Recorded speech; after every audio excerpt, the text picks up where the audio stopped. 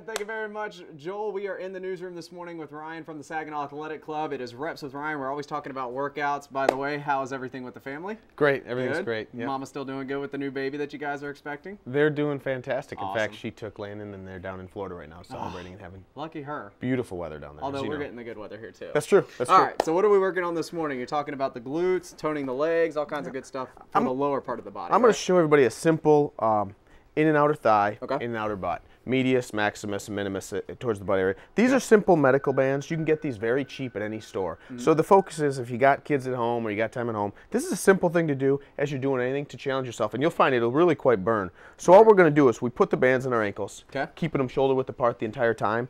And in this movement, we'll stay in a small area, but they could walk through the house, they could two-step or do whatever they want. All we're going to do is take a small step. We'll go lateral this movement to the side, back, to the side, and back.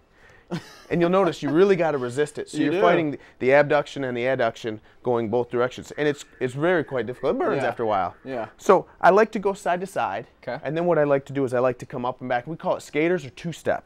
And we'll do it in a small area. We just take a big step, then a little step. A big step out, and then a little step. And then we go backwards with it. So it's a big step, big step, and a little. If I've got room, I'll do this for about 10, 15 yards each direction. You'll find that no matter how good a condition you are, once you get to the end, it starts to burn quite bad. It's a big fan favorite in our facility.